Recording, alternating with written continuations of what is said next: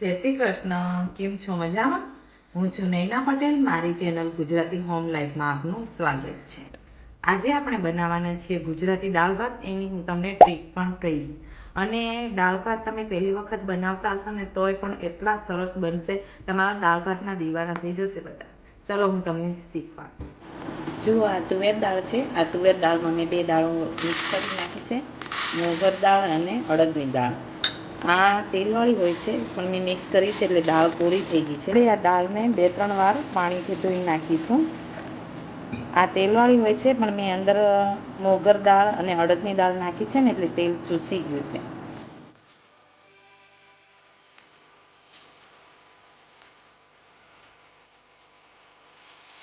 આપણે આ દાળ કુકરમાં બાફી નાખીશું.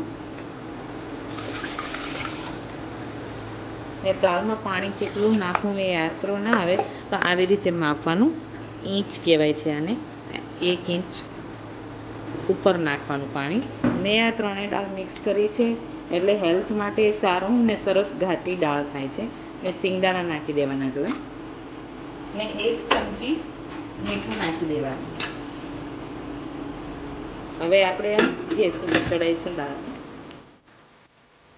હવે આપણે ભાત ચડાવીશું. ભાતનો માપ કેવી રીતે લેવાનો એ હું તમને શીખવાડું છું.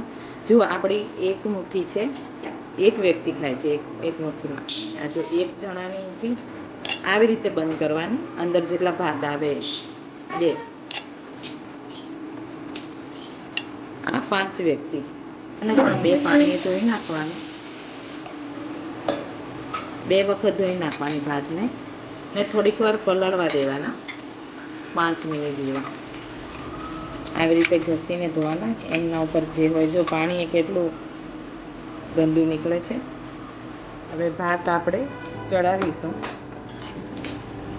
ભાતમાં 1 ચમચી મીઠું નાખીશું. આ 1 ચમચી મીઠું.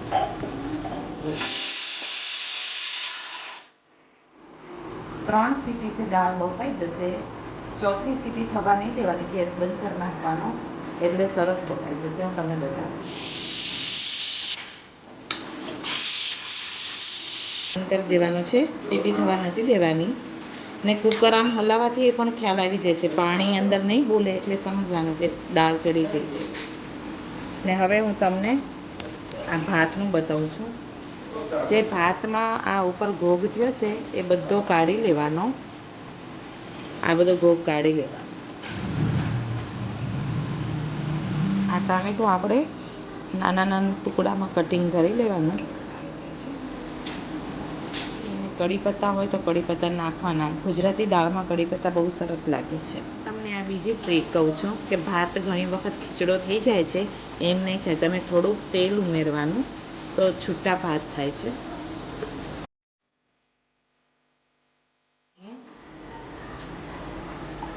જો થોડીક વાર છે એટલે આપણે આનામાં પાણી ઓછું લાગે તો થોડુંક પાણી નાખી દેવાનું.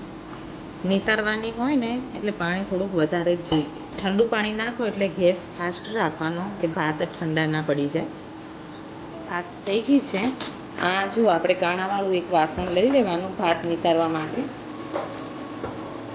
નીચે મેં વાસણ રાખ્યું છે. જો સરસ ભાત થઈ ગયા છે. અને તમને એવું લાગે કે ભાત થોડાક કાચા છે તો ઉપર પેક ઢાંકણ રાખવાનું, જેથી ભાત અંદર ને અંદર બફાઈ જશે અને પાકી જશે. આ જો સરસ જ થઈ ગયા છે પણ મને સેજ કાચા લાગે છે એટલે તમને હું બતાવીશ. આની ઉપર આપણે પેક છીબો ઢાંકી દઈશું એટલે કેવું અંદર ને અંદર સરસ બફાઈ જશે. ને આ જો નીચે પાણી નીકળ્યું છે ભાતનું. આ ભાતના પાણીમાં તમે પીસેલું જીરું મિક્સ કરીને ખાવાથી બહુ સરસ લાગે છે. સરસ. હા જુઓ કેટલી સરસ ચડી ગઈ છે. આ જો એકદમ સરસ ચડી ગઈ છે. ને અડદ ને મોગર દાળ નાખવાથી દાળ ઘાટી સરસ થાય છે. હવે આપણે વઘાર કરી નાખીશું. 4 ચમચી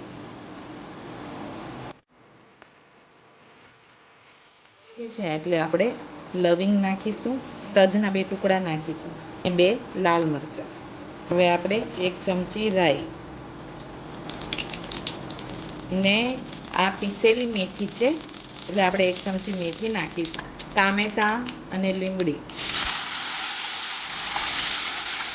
ગેસ સ્લો કરી નાખવાનો. અડધી ચમચી હળદર નાખી દઈશું. સ્લો કરી નાખવાનું જેથી આ વઘાર બળી ના જાય. ને આપણે આનામાં ગોળ નાખી દઈશું 2 ચમચી જેટલો. ગુજરાતી દાળ છે એટલે ગળી જ હોય છે. ટામેટાં એકદમ ચડી દેવાના. ચડી જાય ને ત્યાં સુધી હલાવવાના ટામેટાને એકદમ સરસ 1 ચમચી મરચાં નાખીશું.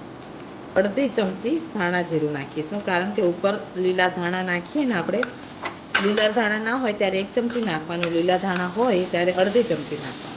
ને જુઓ તમે કલર જોઈ શકો છો, કેટલો સરસ કલર આવ્યો છે. પીસેલી મેથી નાખવાથી બહુ સરસ સ્વાદ આવે છે, શરીર માટે સારું. આમ તો મેથી ખવાય નહીં, પણ દાળમાં પીસીને નાખવાથી મેથી નાખી છે એ ખબર જ નથી પડતી ને સરસ સુગંધ આવે છે અને આપણાથી ખવાય. હવે આપણે દાળ નાખીશું. તમે જોજો, દાળ એટલી સરસ ઘાટી દાળ થાય છે, કેમ કે આનામાં મોગરની દાળ ને અડદની દાળ છે. જો દાળનો કલર તમે જોઈ શકો છો કેટલો સરસ આવ્યો છે. ને તમે આવી રીતે ઘરે ટ્રાય કરજો, બહુ સરસ દાળ થાય છે.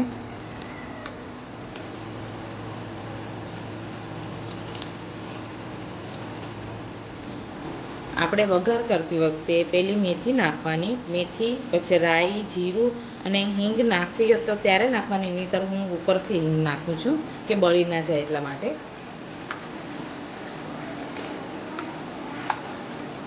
હિંગ નાખવાની કેમ કે હિંગ આપણા પેટ માટે બહુ સારી હોય છે.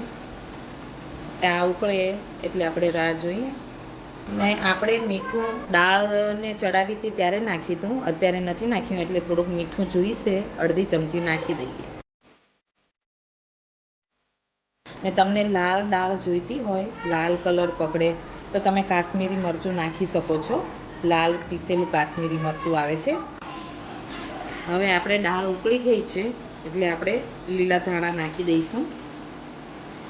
લીલા ધાણા નાખવાથી દાળ બહુ સરસ લાગે છે. આમે લીલા ધાણા આંખ માટે પણ સારા. આ જુઓ, આપણા ભાત સરસ ચડી ગયા છે. હું કહેતી હતી ને કાચા લાગે છે, પણ હવે એકદમ સરસ થઈ ગયા છે. જુઓ, મસળાઈ જાય છે. આપણે જમવા બેસીએ ત્યારે ઘી ભાત ઉપર નાખવાનું કે સરસ લાગે છે.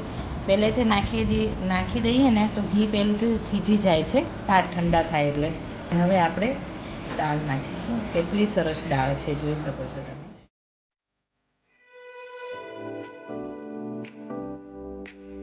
કહો કે આપણા દાળ ભાત તૈયાર છે. આવી રીતે કરવાથી આપણા દાળ ભાત બહુ સ્વાદિષ્ટ થાય છે. તમે એક વખત ઘરે ટ્રાય કરજો અને મારી ચેનલને સબસ્ક્રાઈબ કરજો. તમને કેવો લાગ્યો આ વિડીયો મને જરૂર કોમેન્ટમાં જણાવજો.